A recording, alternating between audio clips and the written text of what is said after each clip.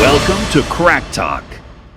Hey everybody, how you doing? Dr. J here, Scott, and welcome to a new episode of CrackTalk. We're so excited you all are here, and boy, do we have a doozy today to discuss. But like we always say, make sure if you're liking what we're throwing down, share this content, right? Hit the like button. You got to kind of subscribe. You got to kind of hit like in a few different places. Subscribe. Make a comment.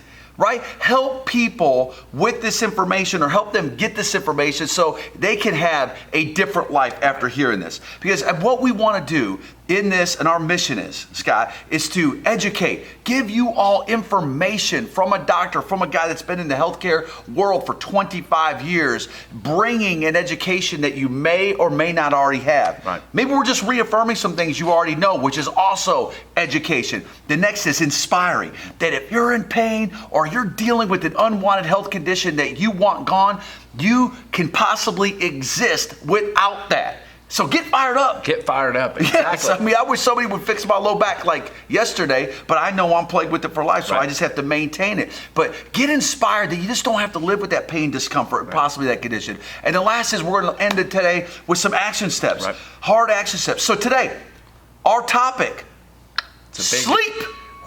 Are you getting enough? Am I getting enough? Are you getting enough? Never. If there's one thing I love, Scott, it's a little bit of sleep. It's a little bit of R&R. I'm telling you. Yeah, when we started discussing this week's topic and getting into it, I think you and I both were somewhat taken aback, because it's something that all of us take sleep for granted. We know it's necessary. Right. We know that we have to have it. We hear things. Right? But do we really understand, and I hope everybody after hearing this today, Scott, as we were discussing before we were on camera, is why do we need to sleep? Why is it a must for all of you and for Scott and I to get proper sleep? Yes. But here, like I always like to start, is sleep a problem? Are sleep disorders a problem in people's lives that live on this planet? And once again, jaw on the floor, just madly disgusted by, holy smokes, man, the amount of sleep disorders that exist are out of control. I got it right here. Well, I'd say this has actually become, I think, my favorite part of these podcasts, of us starting to do this, is when you go into stats, and before every topic, we're kind of going over what we're going to talk about. Yeah. And Dr. J will start going through the stats. And I mean, it's like you just said, we know there's problems. Yes. But when you start dropping these numbers, I'm always like, are you kidding me? Yeah. It just shows the necessity for a podcast like this. It shows the necessity to help people become educated, get inspired, and then to show them to do. These are some things that if you do them, you could transform out of sleep disorder, transform out of allergies, digestive issues. And these are things that people can do that don't require, one of the things is we try to avoid the drugs, the surgeries, the things like that. And to find out that there's alternatives. There's alternative solutions to a lot of these problems that plague us. So that are not mainstream. That are not mainstream. That you may not know about. And here's what Scott, we were talking about.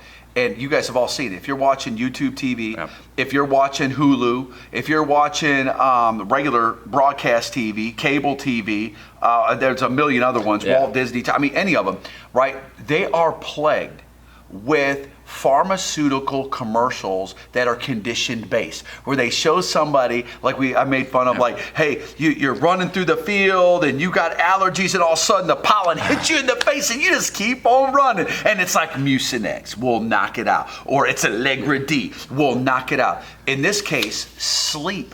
If you're watching TV right now, the amount of commercials that are directed toward people with the top three: insomnia, sleep disorder, restless leg syndrome. We've all seen these commercials. And the last one, sleep apnea, which has become just like an epidemic, which leads to cardiovascular, usually associated with some type of lung, pulmonary, and cardiovascular disease. We are sitting in the premise right now of a major issue, because people not getting sleep is destructive. And I'm telling you, me personally, I have found, and I'm going to share here in a little bit what I do to kind of help meander and mitigate through lack of sleep, quality of sleep, and try to get through it. And I know you're going to say it, so Scott, but here we go. Who's dealing with sleep problems? Only 13.6 million adults in the United States, and it may be one of you, two of you, all of you that are listening to this, that are discovering you have a sleep problem. You want to hear a number on this? $94.9 billion, with a B, billion dollars is spent annually on sleep disorders.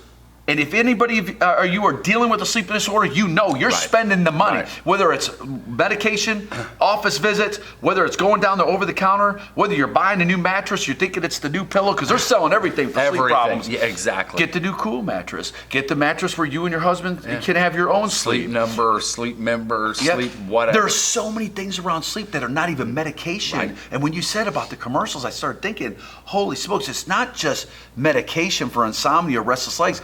It's all the ancillary products that are sold around people getting a high level quality of sleep, because it's that important. Here's the deal. The average person, and I just wrap your head around this, the average person that's dealing with a sleep disorder, and you may be one of them, do you know what they're spending annually, Scott? $7,000 a year. And I am sorry to hear that. That's a lot of freaking money. That means if you're making $100,000 a year, $7,000, if you're dealing with a sleep disorder, is being allocated to managing your sleep disorder. And get ready for this one.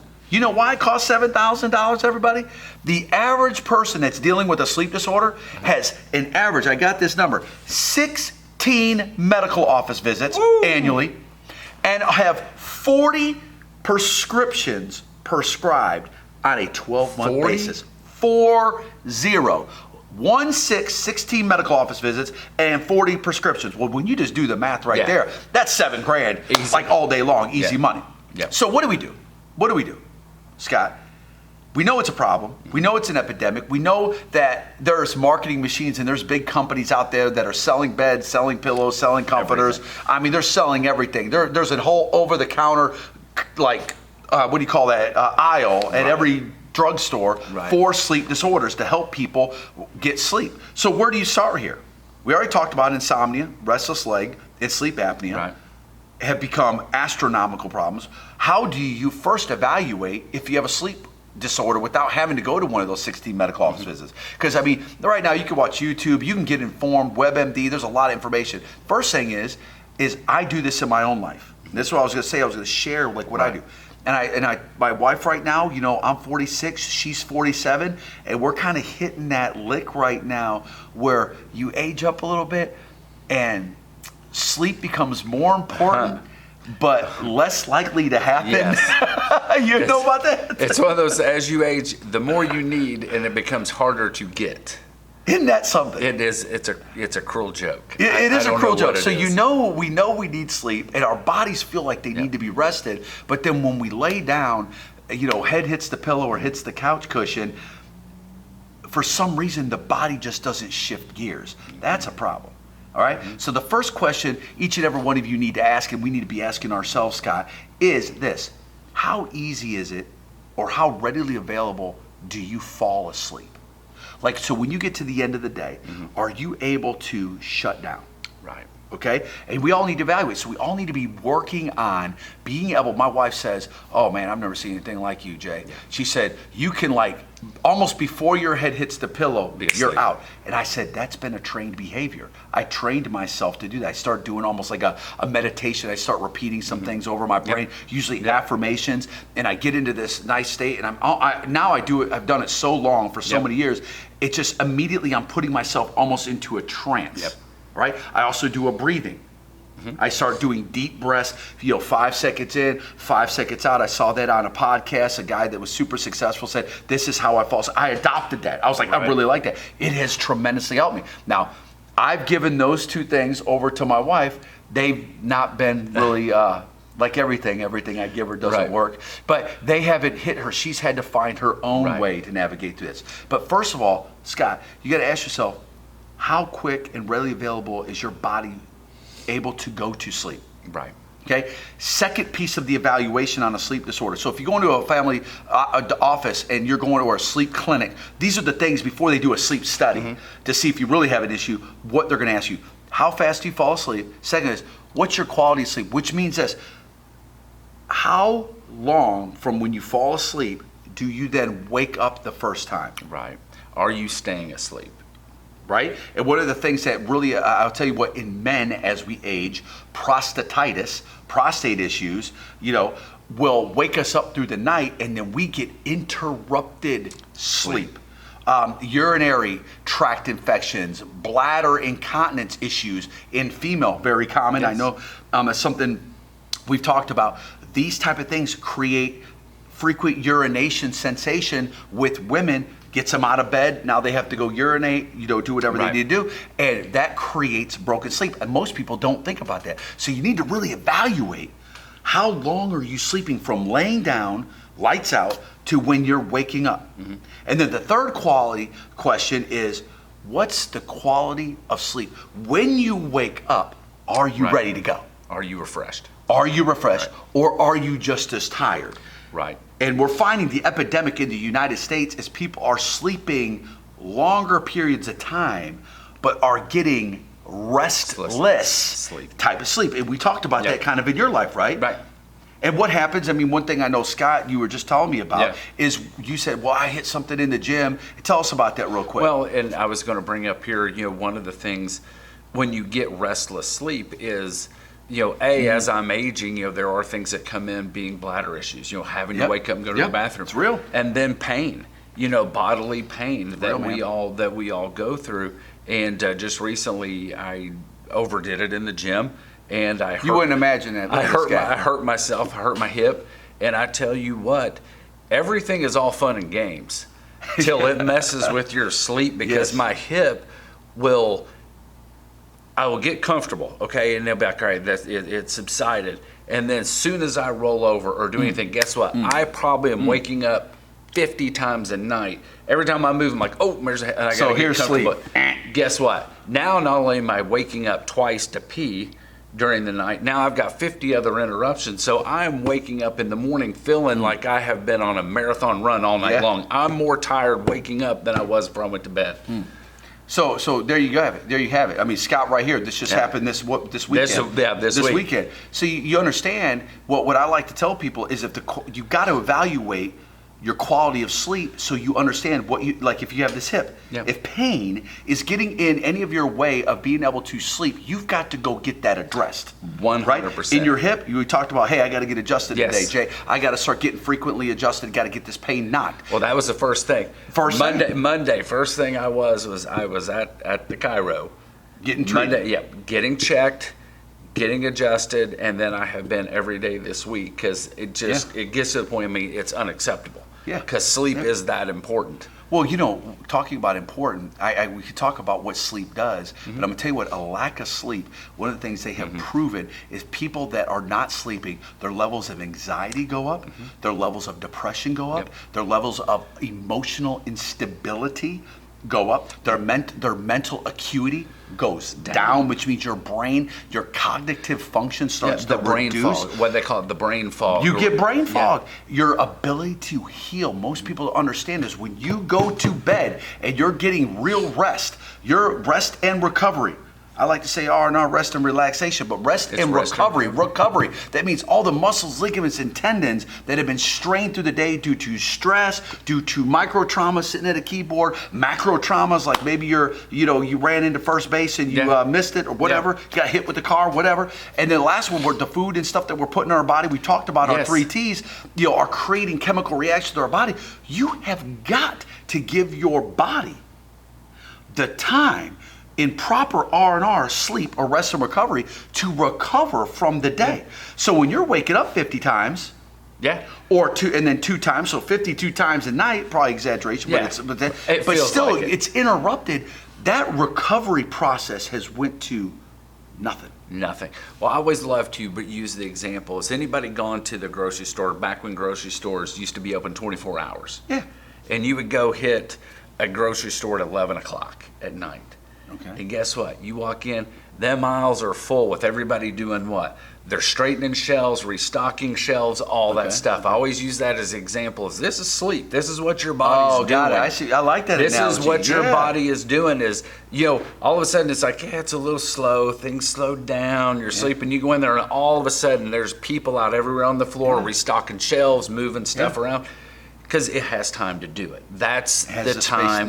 That's the time to do it. So that's what your body is doing. So then imagine if I come in and these guys, come in and all of a sudden I click the lights on and say, all right, people are coming in like, oh crap, they move everything out of the way. And it's like, all right, is everybody gone? Then they move it back out again. And nothing ever gets restored back. Nothing ever gets done or halfway or something like that. So I look at that as that's what my body is. I love that analogy, man. I hope everybody gets that. If you just heard what he said there, it's like, I love that desolate, that store where it's open but it's closed. Yes. Right? And even, you could say, not even 24 hours, stores that actually, they physically close down.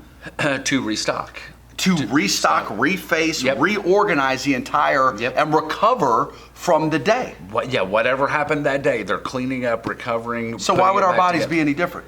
It is the same thing. It is the same thing. And so I hope everybody got that. If you're not getting that restorative sleep, what happens is then you build chaos, then tomorrow chaos. And what we've also understood in the United States right now, they're saying what the biggest epidemic is chronic stress. Your ability to manage and cultivate through stress goes nil to none when you have a lack of sleep. We've all been there.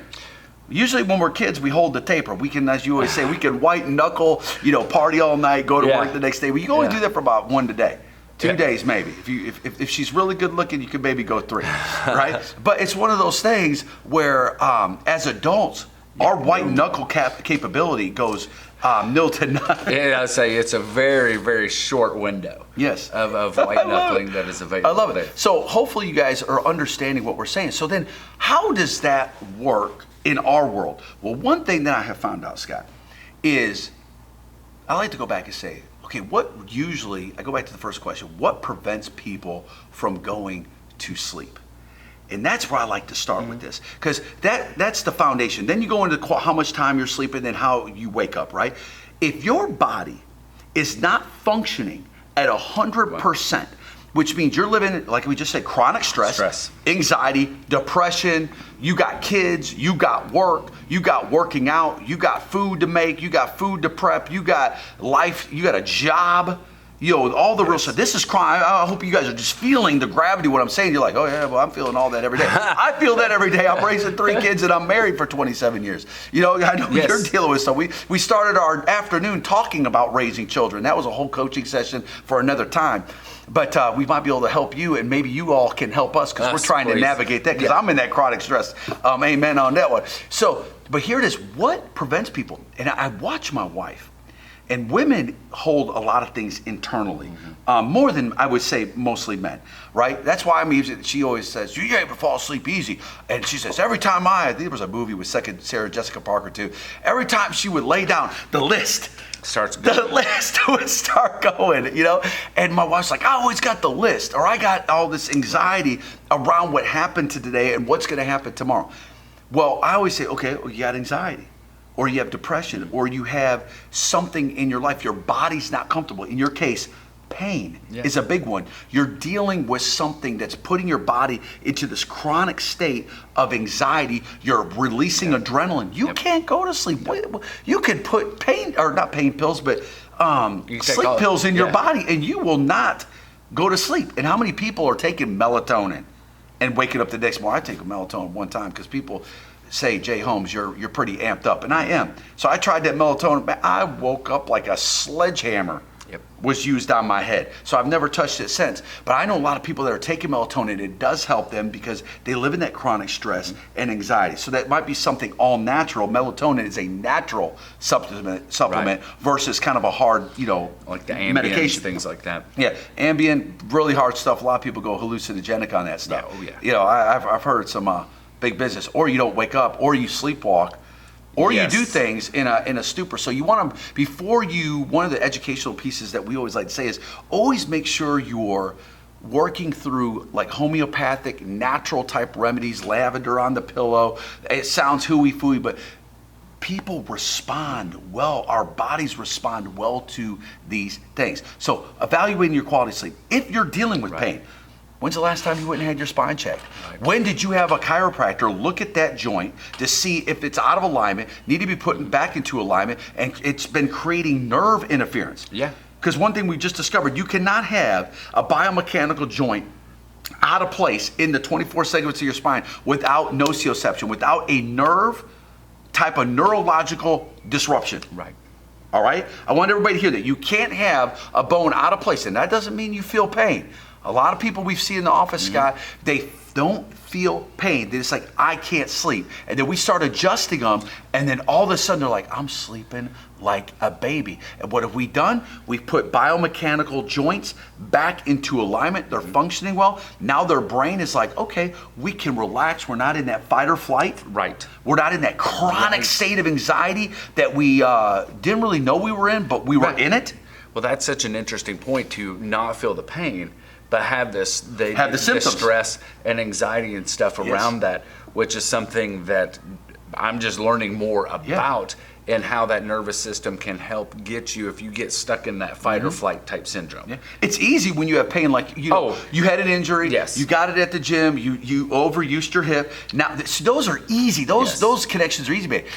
We're sitting with subluxation in our spine, which we call a silent killer. Bone moves out of place 1 to 5 millimeters, up, down, left to right. It biomechanically is out of place. Now it's creating a nerve or a neurological response, which is creating a chronic stress in your body. And you're like, I just don't understand now why after I was in that car accident, or why after I fell on the ice, or why after I've been holding the baby for hours, I just can't fall asleep. It's because those bones are out of place.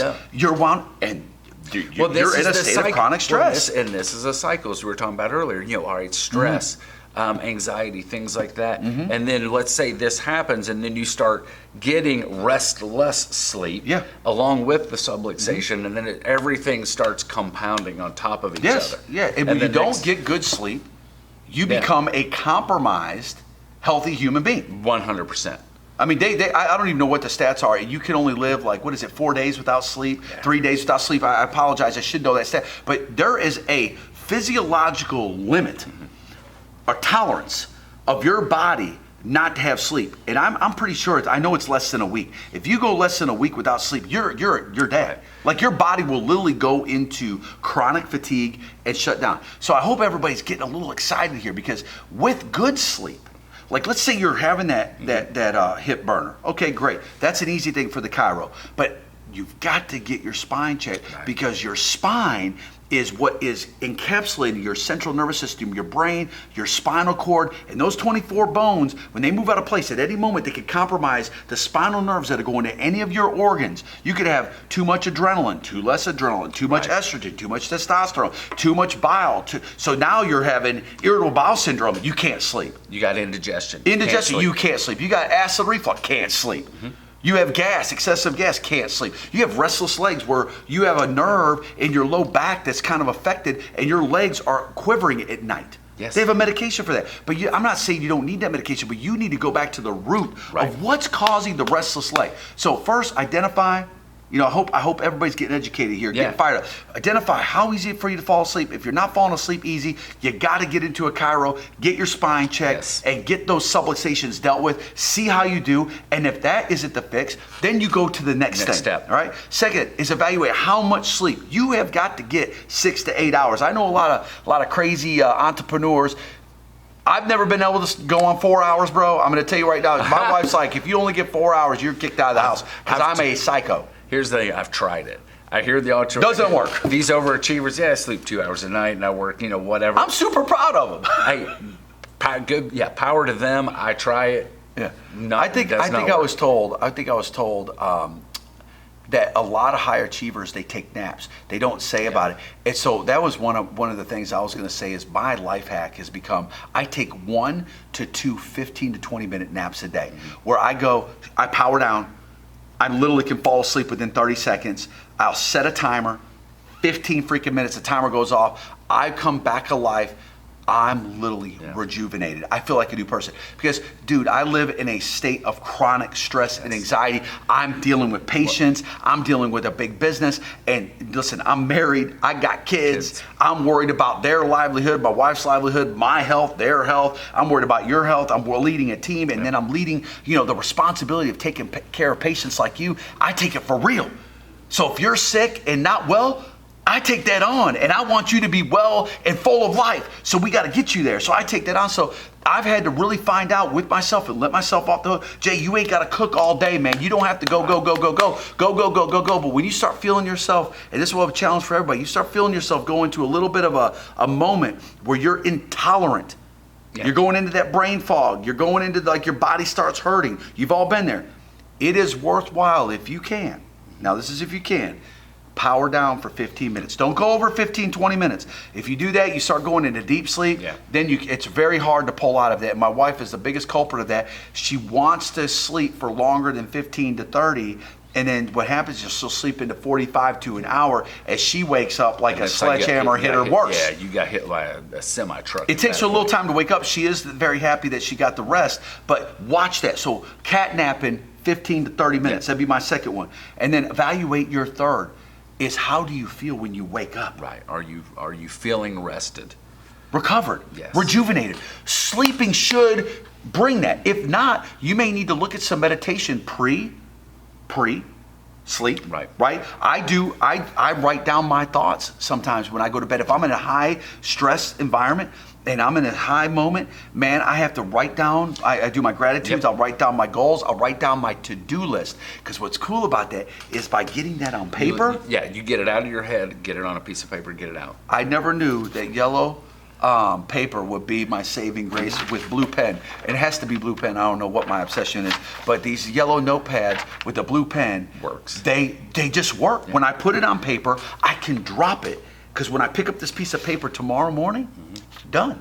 Well, and if you think about it, you go in, you make sure you've got your spine checked. Yes, make sure you get the spine checked. You're getting regularly adjusted. Yes. You're keeping the subluxations there, the nervous system working the way. And then you have found things that work for you. Taking a nap, writing your goals down. What's funny is I laugh and my fiance gets tickled at me because I, like you, can go to sleep in a second. This. But I've also created this little bit of a routine that when I lie down, I literally, you remember the old adage, you counted sheep? Yeah. I count backwards. And then I done. will literally sit down in that bed, I lay down, I get myself comfortable, get situated, and then I start counting backwards, but I got to picture the number. So if it's 100, then I got to picture 100, then 99. I never make it past like 87. And I want you guys to think about what he's saying. And did you just do that one day and it worked flawless? I did it. Yeah, it's been a few years You've back. been training yourself, just like me, it's a little habit. Taking cat naps. I keep telling my wife, I said, training yourself to power down like he's talking about, it's discipline over time. It's not looking at your Facebook feed and looking at Susie's wedding or like how Randy's out there living his best life in the Caribbean. That builds more stress and anxiety. That's the one thing that you get from this phone call, or not phone call, but this podcast today, is put your screen down. They say you should screen time. What is it, an hour to 2 hours before you go to bed? Listen, I'm a culprit. I'll check emails, and I've gotten better. Putting my phone on silent is another life hack. I do that. Setting alarms and putting it on do not disturb.